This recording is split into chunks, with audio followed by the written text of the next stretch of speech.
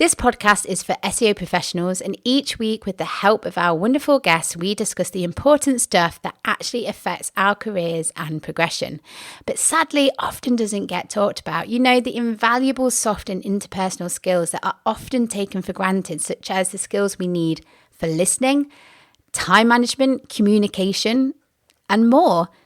We also talk about the big issues that affect us and our careers, such as burnout, imposter syndrome, self-belief, saying no, plus other big issues and obstacles. With this podcast, we want to share knowledge on topics that unlock our listeners' true potential and enhance not only their careers, but all parts of their lives. So, are you ready to prioritize your own personal growth and career development? Then let's crack on with this week's episode. Hello, and welcome to another episode of the SEO Mindset podcast, where your hosts are myself, Sarah McDowell, and the ever so fabulous Tazmin Suleman, with new episodes going out every single Thursday. This week, it's me and Tazmin, and we're talking all about how you can set yourself up for success. Now, we understand that this is quite a big topic, so it's a two-parter. This week and next week, we're going to dedicate to this topic because it's the start of a new year. You've probably got these goals, these targets, all these wonderful things that you want to achieve. So we wanted to dedicate not just one episode, but 2 episodes to help you best set yourself up for success, whatever that looks like to you. Before we crack on with the episode, just a reminder of how you can support the podcast. We are set up on Buy Me a Coffee, which allows you, our dear listeners, to give us a one-off donation. If you fancy doing that, there'll be a link in the show notes. Big shout out to everyone who's already done that. Another way that you can support us is by signing up to our newsletter. So we send out updates, information, new episodes, anything that's going on with the podcast, or me and Tazmin will let you know in that newsletter. Right, are you ready to crack on with this week's episode? Well, let's get to it.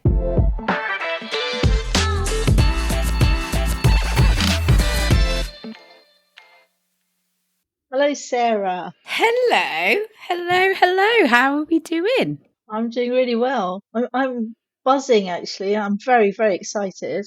I think it's partly because we have a very little one in the house at the minute and everything is sparkles and excitement. I think it's contagious, you know? Do you know what? There is something in that when you are surrounded by positive energy and good stuff going on, it rubs off, doesn't it? So I'm glad. Yes. And I hope that you can pass some of this positive energy over to me. Well, let's have a go in this episode. And I'm hoping to go even further because though we are in December recording for January, Yes. you know that excitement of a new year and opportunity. I'm already feeling it because I've done lots of reflections and already done some goal setting with people. So that's where my head is at, and that's why I've planned this episode and the one that we're going to be, publishing next, all about setting yourself up for success in 2025. I'm here for it, Tazmin. And also, it nicely follows on from our first episode of the new season, because we're still fairly new into this season, where we talked about how to beat those January blues. And yeah, because there's that Blue Monday that happens. So we talked about that in depth. So I feel like this is a really lovely follow on. And this is a nice reminder for people who are coming to the podcast first with this episode. Definitely go and check out the January Blues one as well. The reason I've planned, talk about what we're going to talk about is in my line of work, the number of people I've met recently who want to do something. They want to set goals, but they don't know what. And that's one of the mistakes. If you don't know what, then how are you going to work at it? And then even if they know what the what is, that there are certain mistakes that I see people making time and time again. I thought, why not just create a podcast for it? But I also want to tell the listeners that I will be expanding on all of this in our newsletter. So though we'll be talking about it, we're just brushing the, what's the word? Top of Surface? the, yeah, there you go. You're finishing my sentence. This is brilliant. So that's what today's episode is about. And if it's all right with you, I'm just going to jump right in. I mean, I'm all for it. I'm here. Right. All right. So the title is Setting Yourself Up for Success. And the first thing is be really clear on what that success means to you. What is it that you want to achieve? Because it could be you want a new role. So maybe you're working up for a promotion in the organization that you're in, or you want to go into a different one. You may want to pivot, whether that's role or industry. You may want to learn a new skill. You may want to do more public speaking. I'm hearing more and more about that. And public writing, a lot of writing ambitions. Build or grow a side hustle, grow your freelance business, looking at you, Sarah, financial goals, health goals. Know what it is that you want in any of these, because if you are vague, it's very hard to make that goal stick. Yes, I love that, because if your goal is a little too vague, it's hard to know how to like chunk it down and what you're working towards, and it can be overwhelming, I suppose, as well. Like if it's too big and too vague and too fluffy, you're never going to take that first step, are you? No. And the example I like on this is, and I know I've told you this one before. Supposing you're hungry and you go into a Always, restaurant and you Tazmin. tell I am always hungry. So you go into a restaurant and say to the chef, because like all the chefs just come out and ask me what I want in my dreams. Think, okay, Tasmin, what do you want to eat? And I said, I don't know, I'm hungry, I want food. And they said, yeah, but what food? And I can't give them an answer. And they bring me a salad, and I said, I want a salad. Well, you should have said what you wanted. You're not going to get what you want in a restaurant if you're vague. Whereas if I went in and said, I am in the mood for something light and citrusy. Can't say the word. Easy for What's you something to light? say. Yeah, I know. And then the chef would say, "Oh, do you want it to be vegetarian or vegan, or do you want it to have, non-veg?" And I said, "Oh, you know what? I actually fancy something fish based. Do you want any rice on the side?"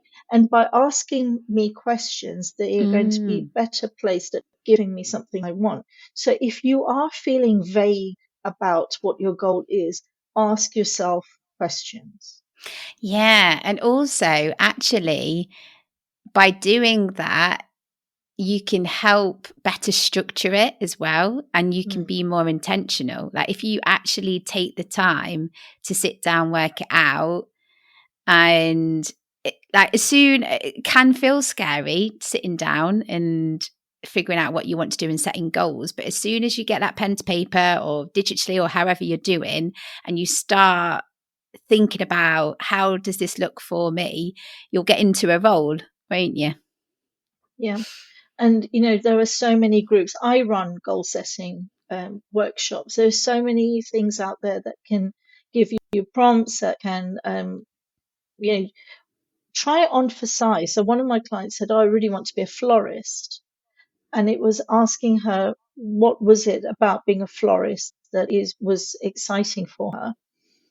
And then also mapping out, what does a florist do? And then at that point, she said, "Oh, actually, I don't think I do want to be, because the weekends are too precious for me. I like the idea of that creativity, but I don't want to be getting up early in the mornings. I don't want to be going, working weekends. So it's a creativity. So where can you add creativity into your life? And you'll find out so much about yourself. So that would be my first thing. Be really clear on what you want to achieve. So Sarah, I know I'm putting you on the spot. Is there something that you want to achieve in 2025? I see. I kind of had a feeling that because obviously I knew the title of this episode, I was like, oh, I bet you Tasman's going to ask me. She's going to put me on the spot. But no, I have been thinking, I've been doing a bit of reflection this year, and I'd say there are two main goals for me next year. One main personal goal and one main sort of like career work goal. So my health goal is to become more healthy, basically, and be more intentional with fitness, be more intentional with what I'm putting into my body. Because 2024, me and Tash, my lovely partner, have had some curveballs. And some of the curveballs, it's just been a reminder about looking after yourself. Yeah. Because you need to do that. So I have decided to do that. And it's funny that you should say like that we're having this conversation now, because I have a PT and I just did like a bit of a review with her as well, because she was asking, okay, what do you want? What is it? Why do you want to do this for me? And I was like, I just want to be healthy. I want to be strong. If I get poorly, I want to be able to bounce back. Like if I start looking a certain way and I start like liking more what I see in the mirror, then that's an added bonus. But for me, it's about being healthy, being the best I can, and just looking after myself. So that's the one goal. And then career and business related. So obviously I went freelance in April, and it's been a wonderful journey. There has been some learning points. There has been points of growth. It's been, there's been times of real highs, but there has been tricky parts as well. And there has been times where I've let my work overtake my life, my health, and like the whole reason I went freelance was to have a better handle on that. And I feel that that's got a bit away from me. So I want to be more intentional, I suppose, with the work and the projects maybe. And like I've really enjoyed all the projects that I've worked on this year. So I want to get more of that. Being a bit more structured, having a better work-life balance, doing more of the stuff that I really love as well, because I had some really good opportunities and I want to do more of that. But I realised that sounded a bit fluffy and a bit too vague. So as we're going through this, grab some paper and pen, and maybe you can start working some of that out. And I'll share also things that I've sort of worked out a little bit. So along the health thing with you on that, and I've gone to say, well, my goal is in 2025, and we've already started to do it, is to reduce the amount of processed ingredients that we have in our diets. And I was shocked that, I read labels now. I never used to read labels, and I used to think that we ate quite well. But when I look at now the ingredients on pre-made bread, for example, or cakes, and there's so much gunk in that. And I said to my husband, we're not doing that now. I don't mind cooking more. I love cooking anyway. So things like having brown rice instead of white rice. We're having different flours. I've been making more flatbreads at home. So that's the thing that I'm doing with the health thing. And also, much like you were saying about being more intentional. So one of the things is I'm capping how many one-to-one clients I take on this year and reducing it. And the way I got through to that point was working out how much money I actually wanted to make, how many clients that meant.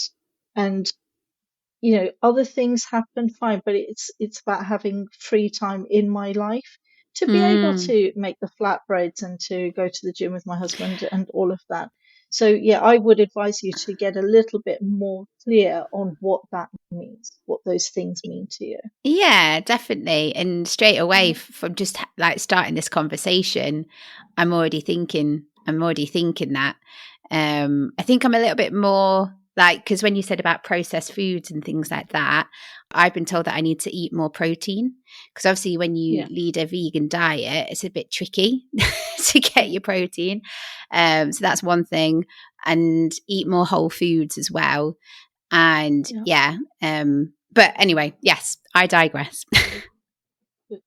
So the next thing is, all right, supposing you've got your goal, you're clear about what it is, what's the strategy in action? And this is where I'm finding people are falling over.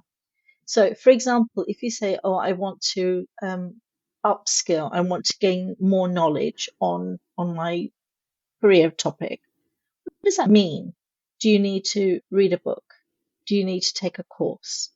Do you need to? I mean, this is something I would advise.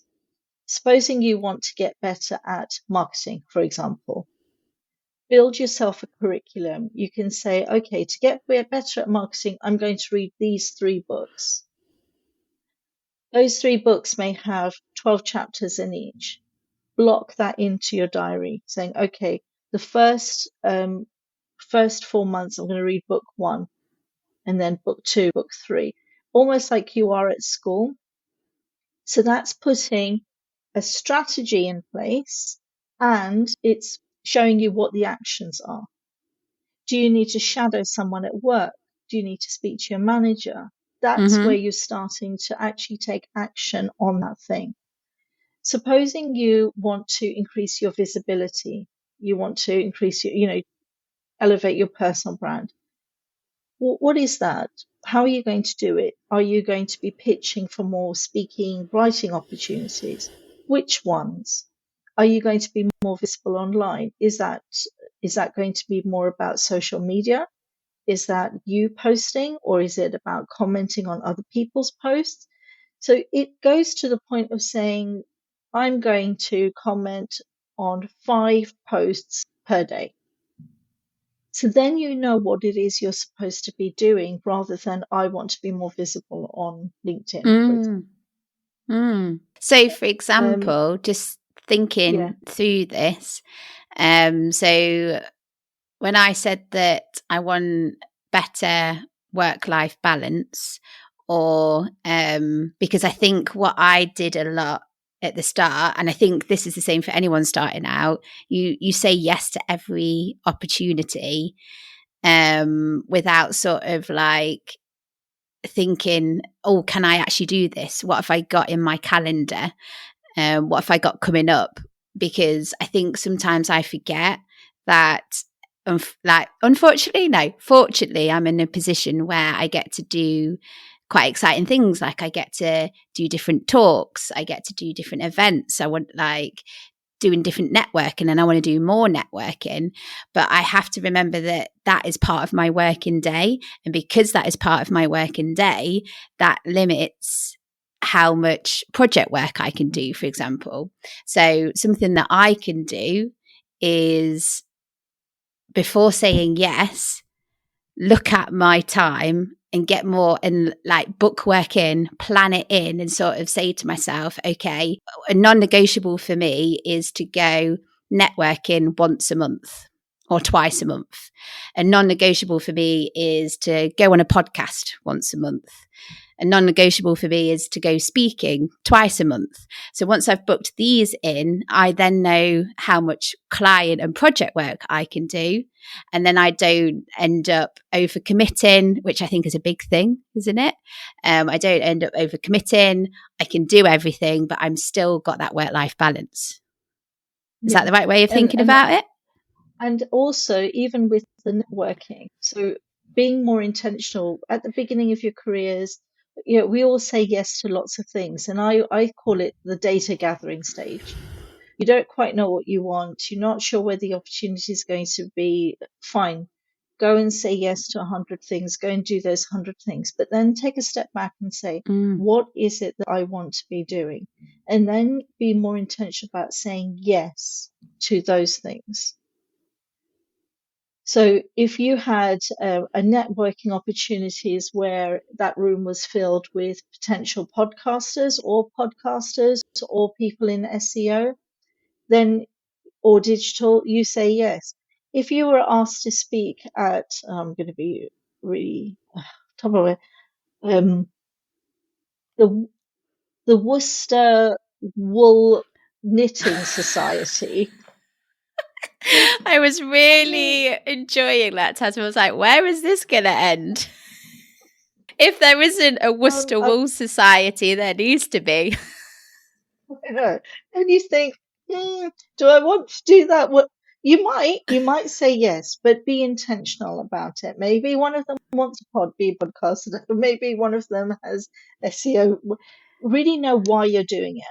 If you're Yes. networking to have, meet new people, fine, go for it. But if it is to find clients and to build reputation and to build connection and build relationships, then perhaps that's not the right place to be. And this is something I've been a lot more intentional about. And actually, the podcast overlaps with my coaching business so much that makes sense. So if somebody said, "Oh, what does Tazmin do?" I'm hoping most of them would know what I did. But if if I was going along to lots of wool societies, people might be a bit confused and say, does she teach people how to knit? Does she teach? Right. So be really intentional. Maybe you want to start a podcast. Who knows? Who knows? Maybe that's your visibility. And going on to networking. So it's not just in other places. It's in your own workplace. You may say to your manager, can I lead the team meeting? Because although it's the same team and the same meeting, you leading it is a very different position. You may say, I'd like to train a new person. Yes. Yeah. Or if you are agency side, maybe you want to do more of like the project management or the client management side of things. Yeah. You may want to go to in-person events, conferences, so on. And we've talked about networking online, commenting, posting. So I'm conscious that we've been talking for quite a while on this. And we usually have a break. We do need to take a break. We are at that halfway point, Tazmin. So let's take a break and then we'll catch up. We'll talk about recap when we come back. So let's give our listeners a reason to come back. So what will we be covering in part 2? Part 2 is about how do you then put that into your life, all of that. Lovely stuff. To make it happen.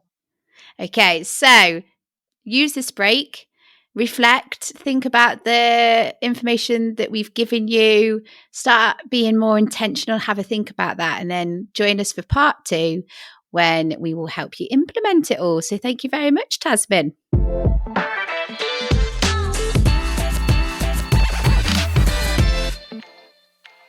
We all want to grow in our careers, right? But finding the right resources, well, that can be tricky. Enter Rank Suite, your go-to for self-paced digital marketing training. At Rank Suite, they focus on what actually works. They're not just about SEO, they're about helping you develop the skills that matter in the digital world. Whether that's mastering technical SEO, diving deep into content strategy, or making sense of analytics, they've got you covered with fresh courses every single month.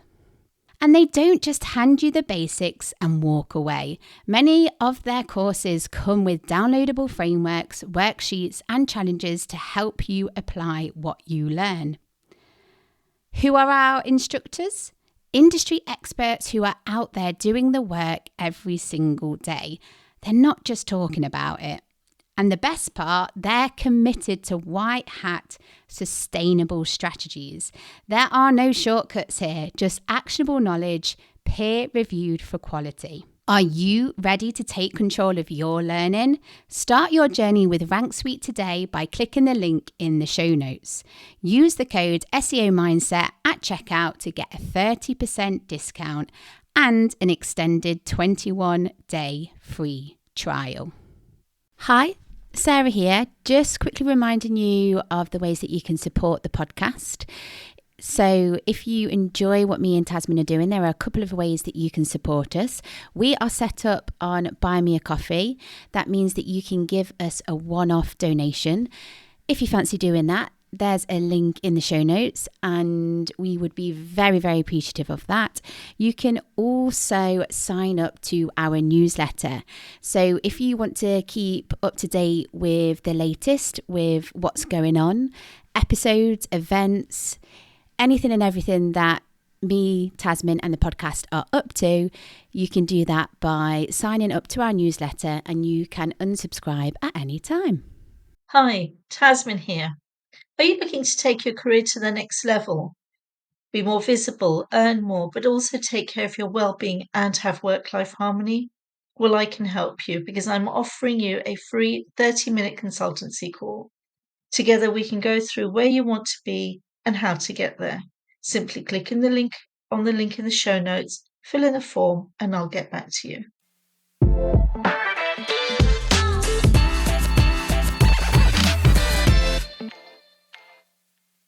We are back for part 2. So, Sarah, what were your thoughts on part 1? Because we sort of did use you as a little bit of a test. Well, I'm thinking, cool, that is accountability, because I've said it, haven't I? I've said it to our listeners. I've put it out there in the universe, what I want to achieve. But no, I think it's really important because I'm one of these people that easily gets overwhelmed, especially if something feels big or I don't really know how to tackle it. And that is a bit of my personality anyway, but also I've got a lot on my plate at the moment as well. So anything else that feels a little bit big, feels a bit hard to manage, sometimes I just like to bury my head and ignore it. But that is not the right way to do it. You need to sit down, and sometimes it's just the thought that's worse than once I actually sit down. So I know that if I don't know, sometime during the festive period or in the new year or when I've got a quiet period, if I just sit down and have a think, get some thoughts out on paper, I'll start to enjoy it. But it's just that thought, if that makes sense, the overwhelming thought at first. But like I said, I plan to take people through this step by step in the newsletter. So read the newsletter and then you'll get what you need. So we have mentioned the newsletter a couple of times. Always check out the show notes. So all of our episodes, go and check out the show notes, because we always put loads of useful resources, links, websites, all sorts in there. And there'll also be a link in there to join the newsletter. So you can go and do that. So the next part, so you've got the goal and you've worked out the strategy of how you're going to achieve it and the actions. When are you now going to do it? So people then imagine it's just going to happen, but unless you put it in your diary, it's very, very hard. And even that, people think, oh, I've got the whole year. And yes, they've got the whole year. But what's really helped me this year is I've started to look at the year as a whole. So I'll start off with year at a glance calendar, and I'll block out times when I know I'm not going to be that productive. If I've got holidays booked, my fasting month, because I know that my timetables shift all over the place, Brighton SEO, and I've got my 2025 calendar right behind me where my husband can also see. So block out the times when you know that you've got visitors over, when you're going on holiday, when you're not going to be able to work on your goals, because then that automatically reduces the amount of time that you've got. Then start thinking about what is your ideal week. Now, for me, I like doing podcast work all in one day because I prefer doing that batching method. I'm in that zone. And it might be recording with you, and then I might do some data stuff, or I might do some content stuff, or whatever. That's my ideal situation where I have content one day, I have podcasting one day, I have client work over a couple of days, and then I do admin on one. So really work out what's your ideal structure. And then also normal stuff like sleep, meals, regular stuff, block that out, because then you get an awareness of how much time you actually have to work on your goals. And then you can start, when you've got that plan set up, when you've got those actions set up, to block those in. Yeah. Yes. Just thinking back to what you've said. So I I resonate a lot with, because if you feel like you've got a whole year, you're gonna push it back, you're gonna procrastinate. And you also forget there's lots of times of the year where, like you say, you're going to be less productive, or you've got other things in the diary, or there's other stuff going on. And something that I've always fallen in the trap, and I think a lot of people probably feel the same, but in a week, I think I can achieve a lot more than I actually can. So if I think about a year, or even like 3 months or a month, the amount that I think that I can actually achieve is ridiculous, because you have to factor in, because you're not always going to be working at 100%. Yeah, you're going to have days where you're working at 20-30%, and that's okay. There'll be other things, there'll be events, commitments, family, talks, events, all of that stuff. So it is a real good reminder to actually, at the beginning of the year, use that to your advantage and look ahead and be like, okay, let's get everything in, because then I know how I'm going to achieve this goal, chunk it down, and it becomes a lot more attainable, I suppose, isn't it? And a really good book to read, and we'll put a link in the show notes, is one that I've talked about before, which is the 12-week year. And what that does is it says that, don't imagine you've got a year, just say you've got 12 weeks, and then work on those 12 weeks. What are the actions that you are going to take each week? And then for things like meal planning, to make sure that you're eating more whole food, or going to the gym, these are all repetitive tasks. If it is, I'm going to read 10 pages of the book, again, that's a repetitive task. And when it's on a plan in front of you, it's much easier to do. So, what you just said there about being over ambitious about what you can do in a day, that's a mistake many people make. But in a way, they underestimate what they can do in a year, because that overwhelm is stopping them just putting that stuff in the diary and getting it all done. And another mistake is people don't factor all of the tasks that they have to do. Life tasks don't often get put in. So going to get your groceries, cooking the meals, just real life stuff doesn't get factored in. No. So when you say, "Oh, I didn't get all my to-do list done," well, was everything that you needed to do on your to-do list? This Probably is not. so at the moment, I'm struggling a little bit with an ear infection. I think I've said this before on the podcast, so listeners will know that I struggle with an ear infection. I do need to get that looked into.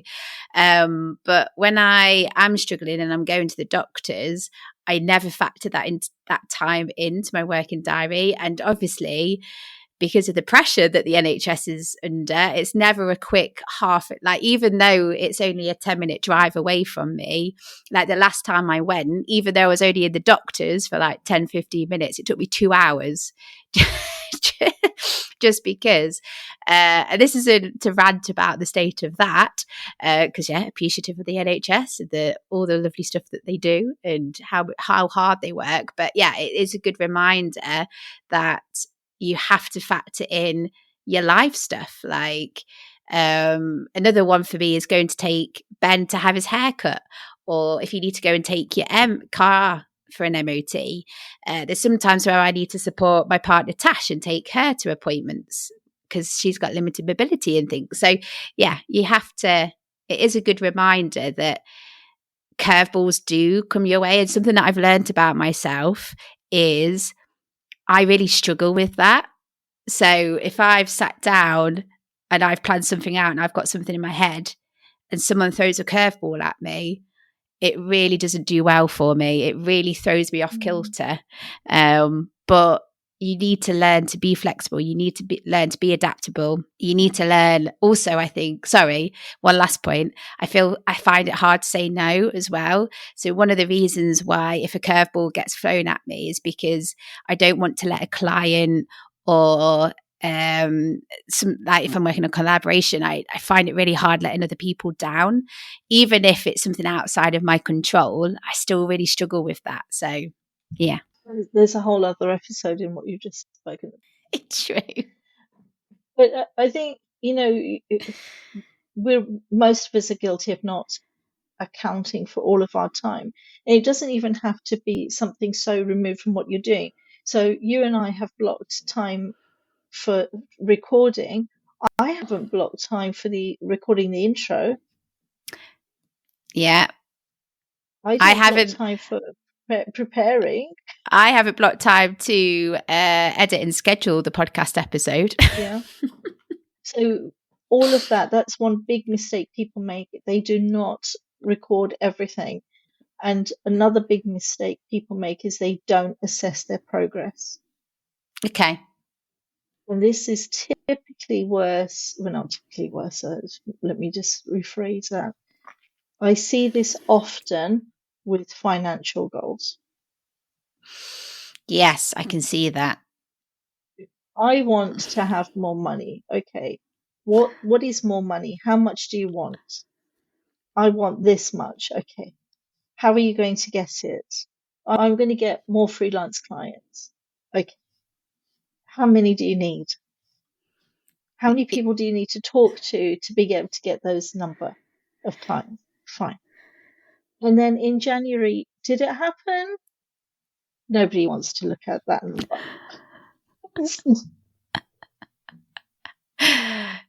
It's true, but you need, I can hear what you're saying, Tazmin. You need to, in order to get better, in order to grow, in order to reach your goals, as tricky as it is, you need to look back.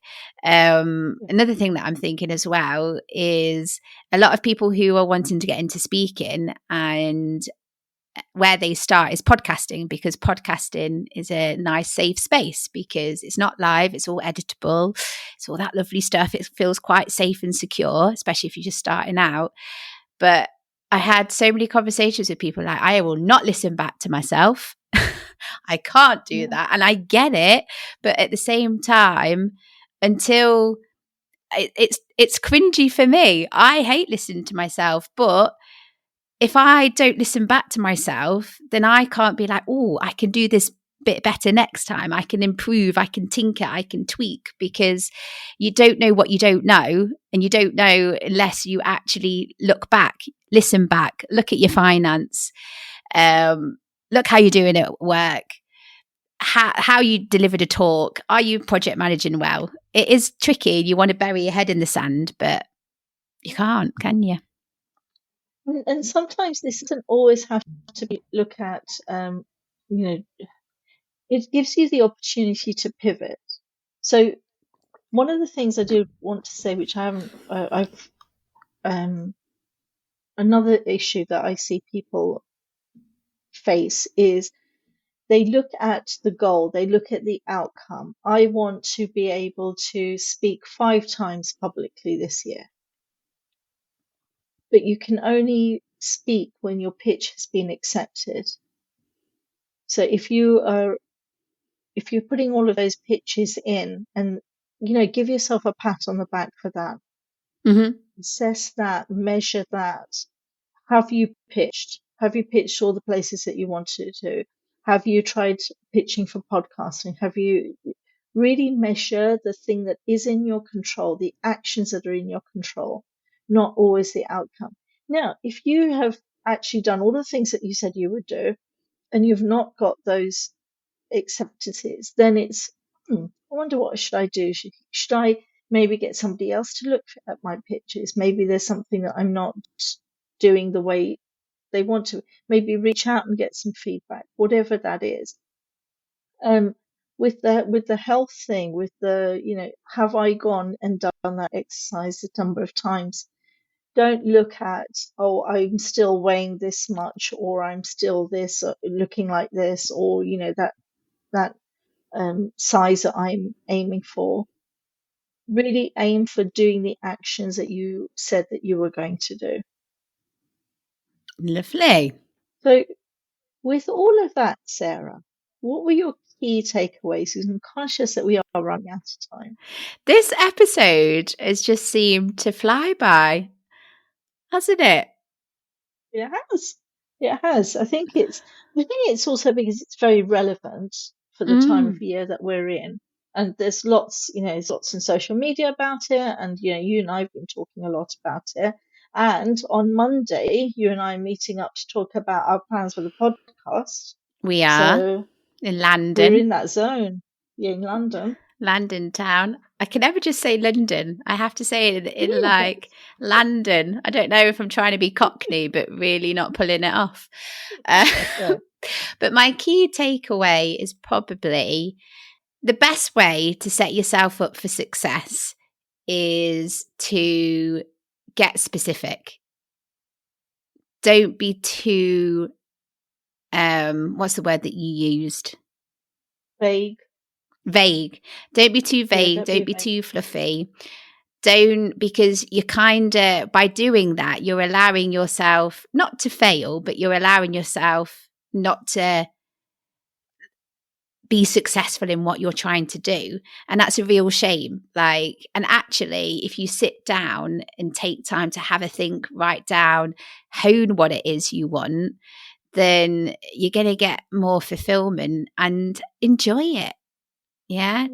I know that it's about setting intentions, setting a target, and measuring and looking back, but also just be kind to yourself as well. Just because you haven't achieved a certain thing or something hasn't gone the way that you wanted it to, don't see that as a massive failure. See that as part of the growth. See that as part of the journey, because from everything that you try and everything that you implement and everything that you do, some things are going to work. Some things you're going to fly and it's going to be wonderful. Some things aren't going to be, but that's okay, because you need to have these experiences. You need to know what it is so then you can do more of it and be more intentional. So this is all about growth. It's not about getting stuff wrong. It's not about getting stuff right. It's about self-growth, self-awareness, being more intentional. That's what I would say. Okay. So, Sarah, now I'm always for being the kind person. Sarah and I have discovered recently that actually, on the whole insights and the color thing, we're opposites. And on paper, we should not get on with each other at all. And on this occasion, I'm going to sort of lean into my color a little bit more on here. From my experience, being kind to yourself in this instance is actually doing this work. What is it that you want to do? What is it that you want to be? What is it that you want to achieve? Be kind to yourself and give yourself permission to say, I want this. Fine. Then be kind to yourself and work out what strategy you're going to use and what actions you're going to take. Because self growth is also self care. And then the third thing is, once you've done that, be kind to yourself and say, how much time do I actually have? And block that in. Because then when it's blocked in and somebody says, do you want to come and do blah, blah, blah? You can say, no, I don't actually, because I'm going to be working on my goals. So this is about being kind to yourself. This is about giving you the year that you want to have, not what other people. I've turned down so many things this year because I've said no, I want to do that thing for me. Would I also like to go out gallivanting and do this, that, and the other? Yes, I would, but I'm going to do this instead because I'm being kind to me. So I get what Sarah's saying, but on this one, I'm going to be slightly more, what's the word? I don't want to say stern. Stern there, Sarah. You could be stern. It's just another way. It's just a reminder. And yeah, you're completely right. in being kind to yourself is to do this and to keep yourself accountable and to put yourself first. Something that doesn't come naturally to a lot of people because, like, of course, putting others first usually is a top priority because that's what you're taught, isn't it? But it's okay to prioritize yourself. And actually, in saying no, you're being kinder to yourself, but you're also being kinder to that other person that you're saying no to. Because if you said yes and you really didn't want to do it, would have you done it your best way? Like, No, do you know what I mean? Yeah. Could that person then have gone and found someone else that was a better fit in? So actually, it's a win-win situation for everyone, because the more intentional you are, the more that you're saying yes to the right things, the more that you're saying no as well, because it's okay to say no. Like, it's gonna bode well for everyone. Right, we are massively running out of time, Tazmin. I'm gonna have to be the stern one now. Wrap us up. Right. Okay. Wrap us up. Thank you, everyone, for listening. I hope you've enjoyed it. A quick reminder, if you enjoy the stuff that Sarah and I are doing, then there's various ways to support us. One of the ways is to click on the Buy Me a Coffee link. We always appreciate that. Link is in the show notes. And I'm going to quickly say the word newsletter because I've said it lots this episode, but there's a link for you to sign up. Please, please, please sign up, because I just want to share even more content with you about this wonderful topic. And so it's a goodbye from me. So I'm getting glaring looks from Sarah. No, it's goodbye from me. No, I'm not. I was just going to say, and this is part 1, isn't it? Yes. So and part 2, I've talked about what to do. In part 2, it's about how to get it done. It's about really elevating yourself and getting that stuff done. So do not miss part 2. So part 2 will be the next episode. So the next episode that we release. So make sure that if you want to continue this and, really set yourself up for success in 2025, and make sure that you listen to part 2. Tazmin, it's been fabulous. Thank you, everyone. Take care of yourselves. And until next time.